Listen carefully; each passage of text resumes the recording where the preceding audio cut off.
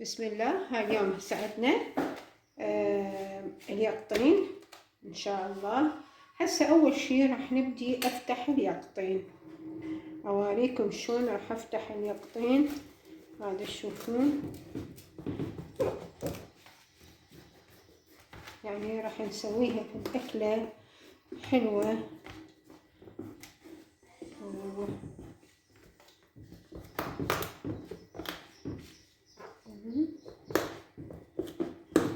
هاي ان شاء الله هاي فتحتها تتوعون. يعني هسه ابدي انظف داخلها. هسه ان شاء الله تتوعون راح اطلع هذا اللي بداخلها كله.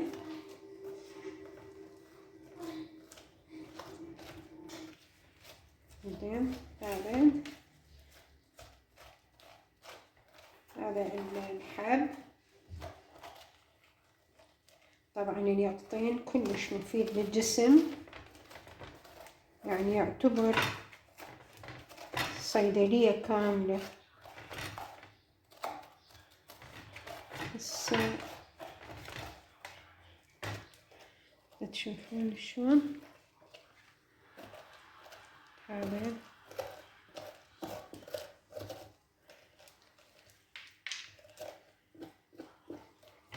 طبعا هذا الحب مالتها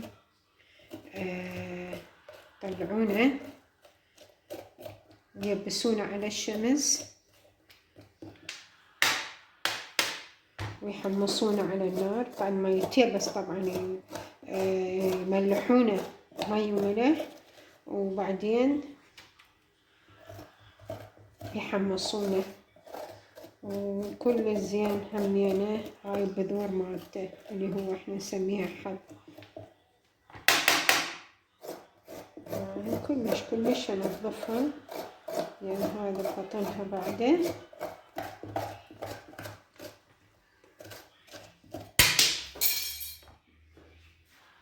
هاي قاعدة الخاشوقة اغسلها واجي. هسه بعد ما غسلتها للخاشوقة لانه قعدت بتقع.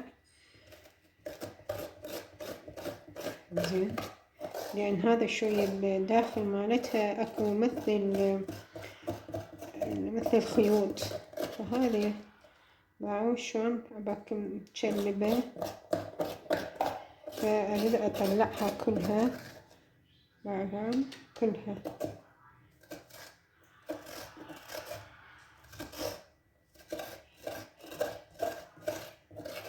حتى تصير نظيفة وأوكي.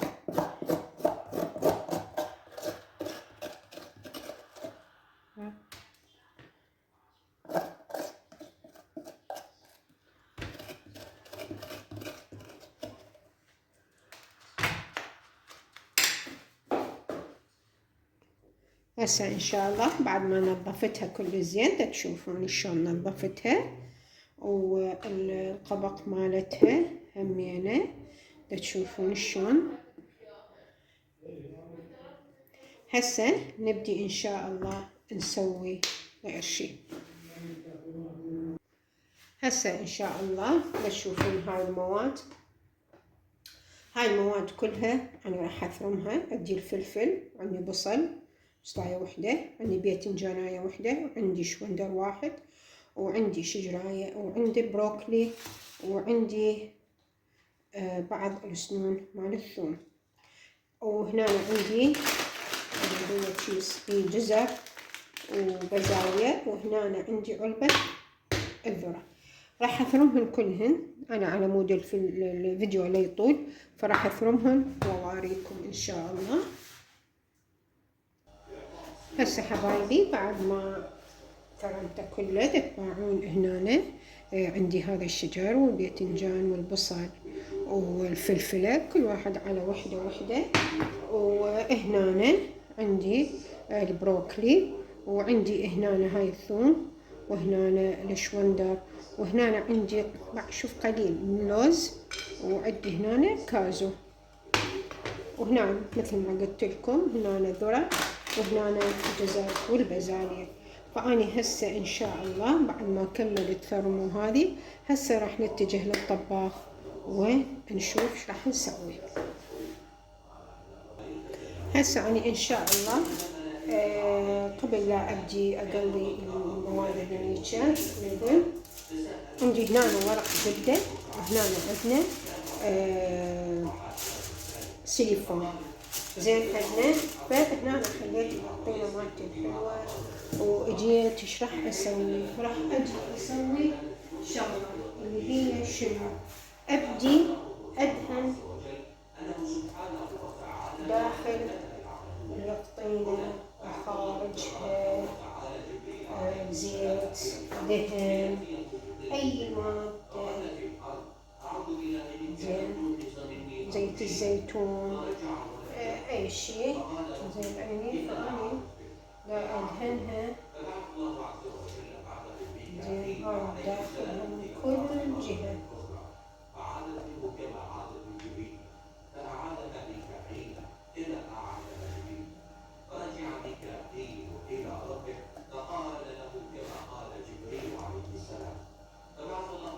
من كل جهة بطنها ظهرها من كل جهة.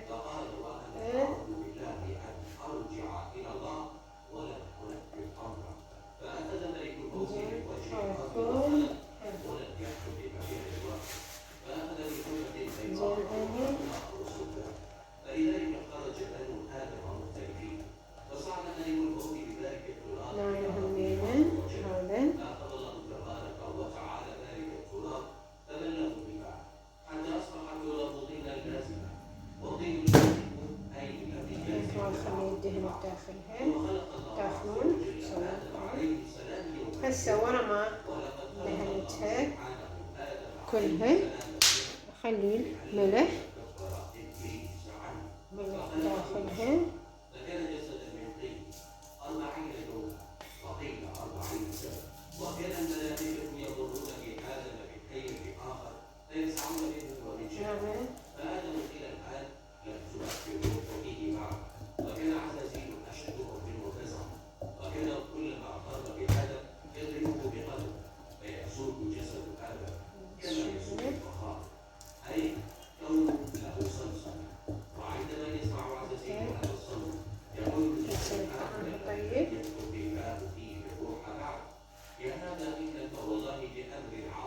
زين وشوية أخلي فلفل أسود.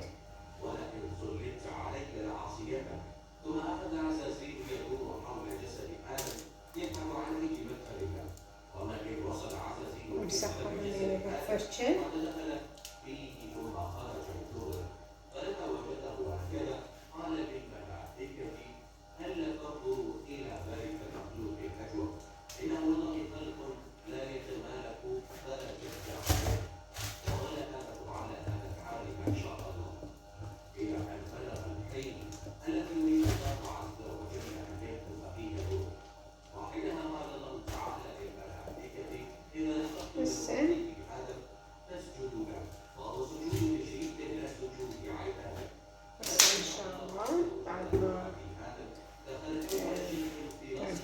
مدايرها بس أسوي أجيب بعد ما أمسح يدي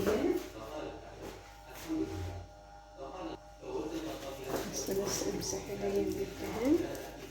هسه أنا إيش راح أسوي؟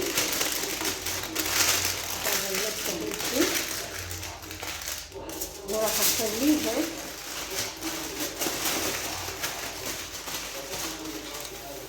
بالفرن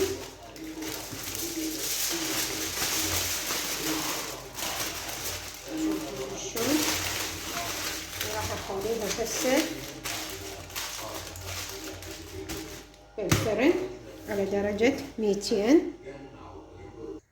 هسه أنا إن شاء الله خليت الجدران خليت دهن. هسه راح أخلي أول شي راح أخلي البصل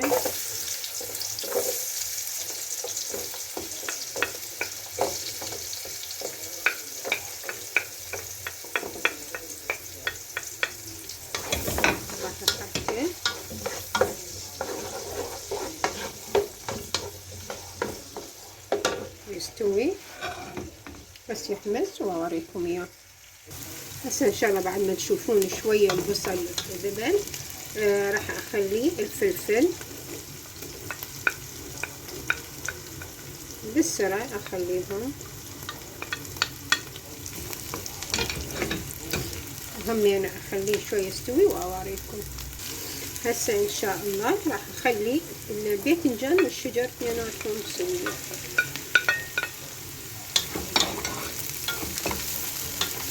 يعني هنا هسه ما تتصورون هاي الاكلة اللي دا اسويها ايش قد طيبة، يعني انا مسويتها قبل فشفتها يعني كلش حبوها. يعني همينة مغذية، كلها خضار وكلها فيتامينات. يعني أنا قد ما أحكي وأقول يعني الكلمة هذه، بس يعني من تجربوها وتسووها تشوفوها ايش قد طيبة وتكرروها أكثر من مرة. هسه بس خليه شوي يستوي وأدير الباقي عليه. هسه إن شاء الله راح أخلي الشوندر والبروكلي سوية، أخليهم الكازو والثوم بدهم فيها سوية. وتشوفون كم الفيتامينات اللي موجودة، كوما شوية نصيت الماء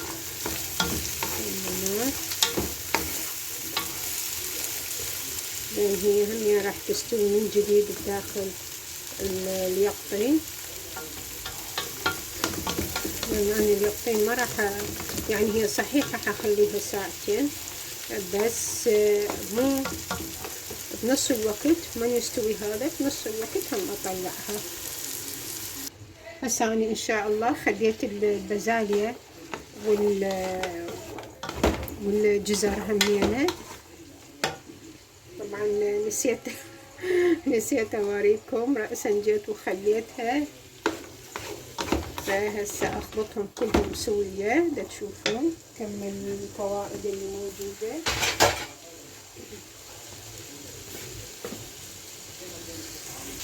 هسه هذا بعدين آخر شي. هسه تشوفون آخر شي خليت الذرة زين عيني. هسه هذا كم الخضار وما تشوفون محلاها وجمالها والوانها، فشي مو طبيعي. هسه بعد ما تشوفون المواد تقريبا كلها نص استواء، بس اللون الوانها ظلت. هسه انا راح اخلي هنا عندي فلفل اسود، هنا عندي باربيكا، هنا عندي اكليل الجبل، وهنا عندي كركم. نعيدهم من جديد. عندي كركم، اكليل الجبل، بابريكا، وعندي فلفل اسود ما خليته هوايه لان انا اريد النكهات تظل مال الخضار، بس شويه اتبلها. وهنا ايش راح اخلي؟ راح اخلي هنا اخر شيء عندي مي اللحم، وعندي لحم تقريبا هذا تشوفونه يعني تقريبا ربع. هاي كلها خليت المواد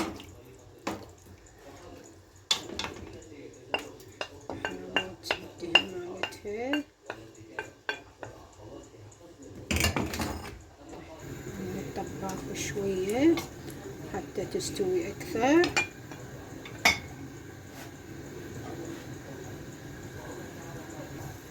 هسه آخر شي راح أخلي البرغل. عندي أنا هذا البرغل سلقته بس بالمي زين عيني، وراح أخلي تشوفونه لابس مواد كلها بداخله.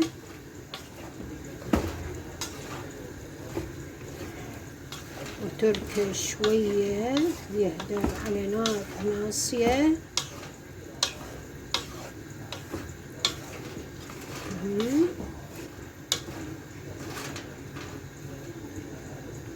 طبعا هسه يقولون ليش ما خليت ملح؟ طبعا ما خليت ملح لانه اصلا مي اللحم كان مالح، زين. فأني ما خليت الملح، هسه بس شوية أخليه أنصي طباخ. هسه أني راح أطبقه وأعوفه شوي يستوي. هسه إن شاء الله بعد ما دهنا التمن أو البرغل ما هدر طلعنا اليقطين مالتنا من الفرن. تشوفون هنا التمن، وراح أخلي هنا راح أخلي جزء من التمن موجود داخلها حتى تستوي اثنيناتهم سوية. تشوفون شلون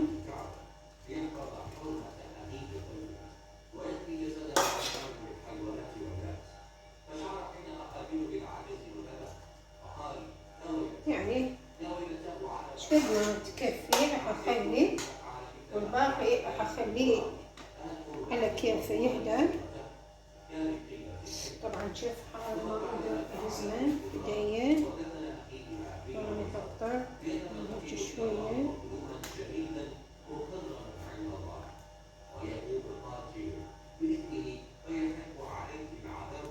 زين، وهذا الباقي راح أخليه يستوي على النار.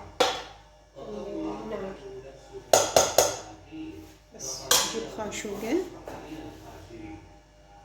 هسه إن شاء الله جبت خاشوقة، راح أخلي بالفراغات.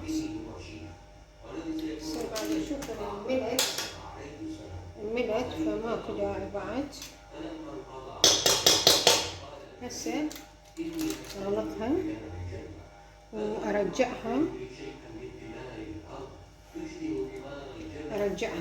بالفرن.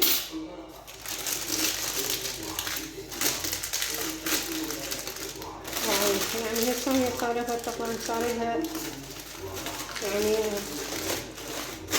نص ساعة، فأنا حخليها بعد أكثر. وهذا همينة أخليهم رجعة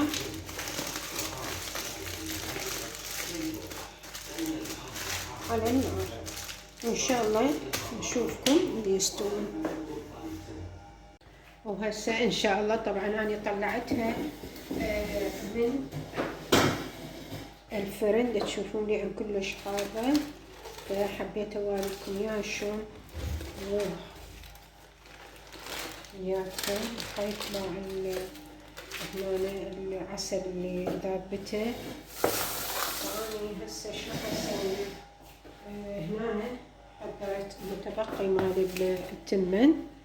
تشوفين هنا المتبقي مال التمن اللي حشيته، وما طول هي حارة جيت لي بس تجفوف وهم ما أقدر أشيلها. فأنا راح أجيب مثل الفكير وأجي زين عيني. هسه أنا جبت الفكير وراح أشيلها لأن كلش حارة. وأقدر حارة.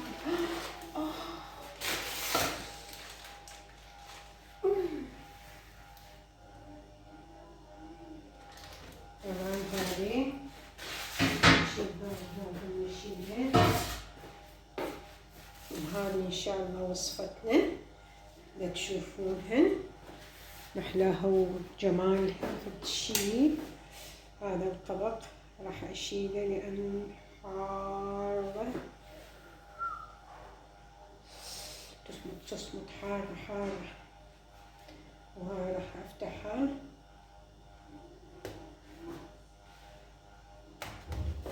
يعني شكلها بداعة والله. حتى أنا مكيفة حتى أنا مكيفة والله.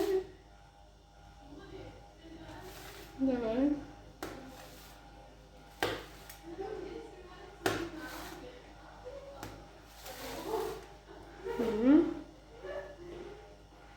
شكلها شقد حلو. خفل. فتشي فتشي فتشي.